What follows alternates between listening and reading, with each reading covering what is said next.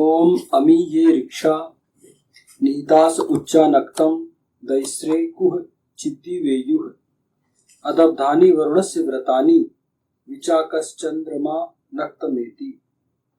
ये जो नक्षत्र ऊपर संस्थित हैं, रात को दिखाई देते हैं, दिन में कहाँ चले जाते हैं। अटल है वर्ण किए जाने योग्य के नियम। चंद्रमा रात को प्रकाशित वह करता हुआ चलता है। चंद्रमा रात को प्रकाशित करता हुआ चलता है। ये जो नक्षत्र ऊपर संस्थित है, रात को दिखाई देते हैं, दिन में कहाँ चले जाते हैं। सृष्टि का संरचन बहुत अद्भुत है। नक्षत्र, तारामंडल, आकाश गंगाएं रात्रि में दिखाई देती हैं, किंतु दिन में वे हम मानवों को दिखलाई नहीं देती। दिन में वे कहाँ चले जाते हैं? वे कहीं नहीं जाते, किंतु हमें सूर्य के प्रकाश के कारण दिखलाई नहीं पड़ते।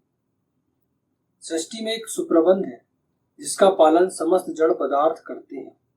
जो कुछ दिखलाई देता है उसमें और वास्तविकता में बहुत अंतर है। यही सृष्टि की वैज्ञानिकता है। सृष्टि का संरचन बड़ा अद्भुत है। अगर आप वेद पढ़े हो, अगर आप सृष्टि को समझे हो, तो उसका संरचन आप उसकी वैज्ञानिकता को समझ सकते हो कुछ। लेकिन बहुत सारी जटिलताएं हैं और बहुत हमको ऐसा लगता है कि उलझी हुई है चीजें, लेकिन उलझी हुई नहीं, सब सुलझी हुई, सब एक नियम में काम कर रहे हैं। नक्षत्र, तारा मंडल, आकाश गंगाएं हमको रात में तो दिखते हैं, लेकिन क्या होता है कि दिन में हमको दिखलाई नहीं पड़ती। क्यों? क्योंकि दिन में एक प्रश्न आता है दिमाग में कि दिन में कहाँ चले जाते हैं। रात में सब दिखते हैं, लेकिन दिन में नहीं दिखाई पड़ते। तो आप देखोगे कि वो कहीं नहीं जाते, वो रहते वहीं पर है, वहीं स्थापित रहते, वो अपना काम करते रहते। सूर्य के प्रकाश के कारण वो हमको दिखलाई नहीं पड़ते। सुबह क्या होता है, जैसे ही सुबह हुआ, ब्राह्म मुहूर्त हुआ, थोड़ा सा और ब्राह्म मुहूर्त के कुछ समय पश्चात जैसे ही सूर्य निकला तो पृथ्वी जो है प्रकाश से भर जाती है, तो वो हमको दिखाई ही नहीं पड़ता। रहते वो वहीं पर है। इसी का संरचन है, ईश्वर के नियम, ईशान के नियम है। तो बहुत अपना काम करते चले जा रहे हैं। हमको ये चीजें समझ में नहीं आती। हम लोग जो लोग नहीं समझते वो इसकी वैज्ञानिकता को नहीं समझ सकते, और जो लोग समझते हैं, जो विज्ञान को समझते हैं, विज्ञान के छात्र हैं, वो बहुत अच्छे से इसको एक्सप्लेन कर देंगे।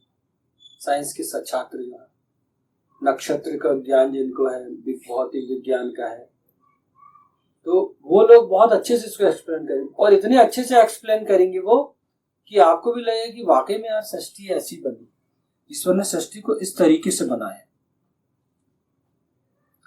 सृष्टि में एक सुप्रबंध है जिसका पालन समस्त जड़ पदार्थ करते हैं। एक सृष्टि में एक व्यवस्था, ईशान ने एक व्यवस्था बनाई है सृष्टि की, जिसका पालन सारे जड़ पदार्थ करते हैं। वो उस प्रकृति के नियम के विपरीत नहीं जाते। पेड़ों को देख लो, पौधों को देख लो, नदियों को देख लो, पहाड़ों को देख लो, प्रकृति को देख लो, उनका अपना एक नियम है, उनकी अपनी एक मर्यादा है। तो उन मर्यादाओं का पालन करेंगे।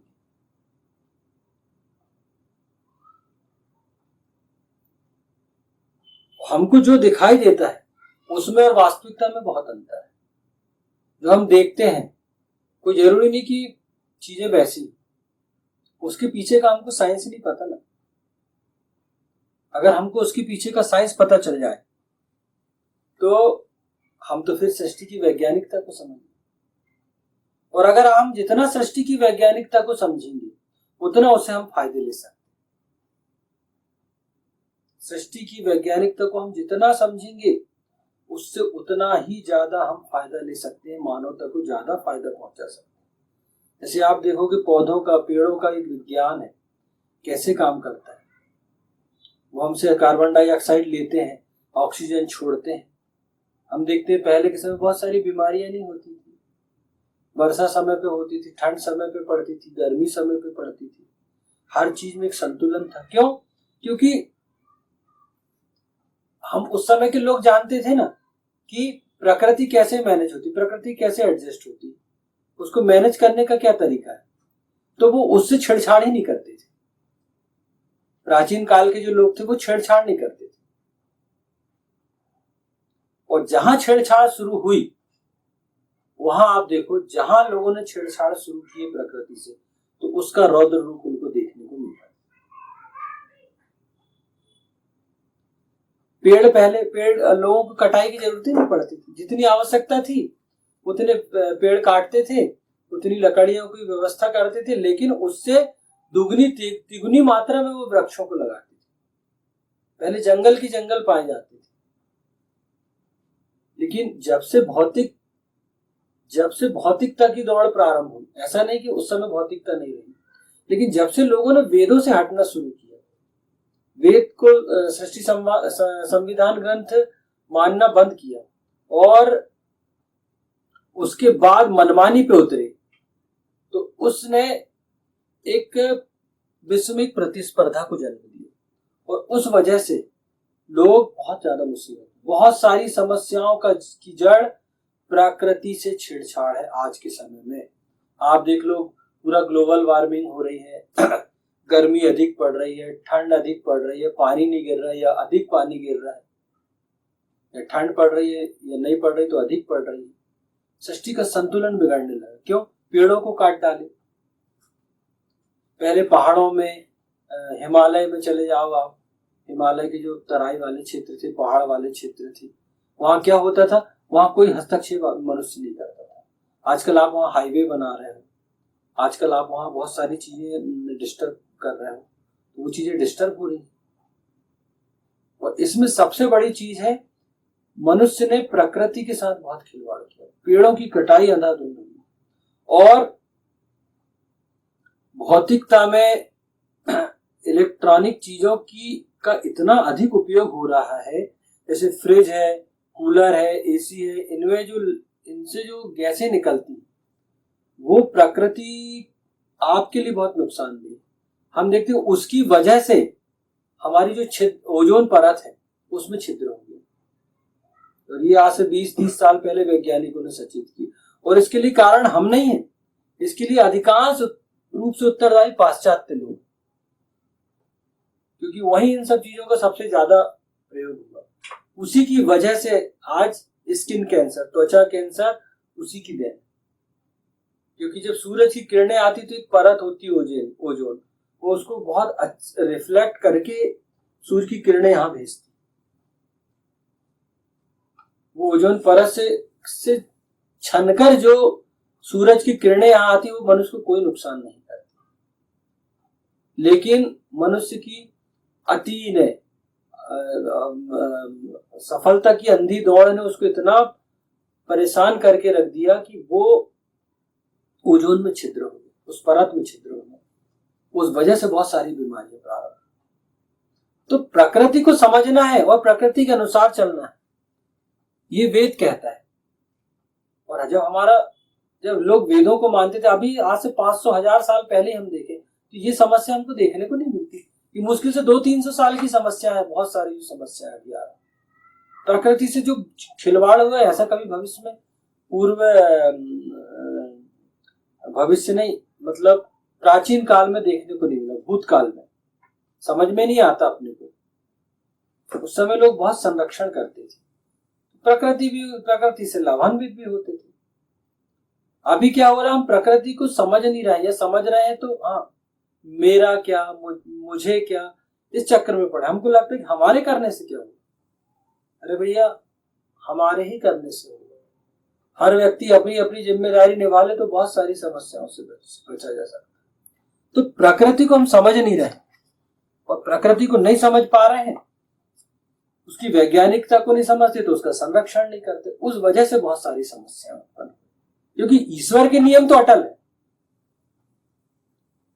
आप मानो या ना मानो, वो नियम अटल है।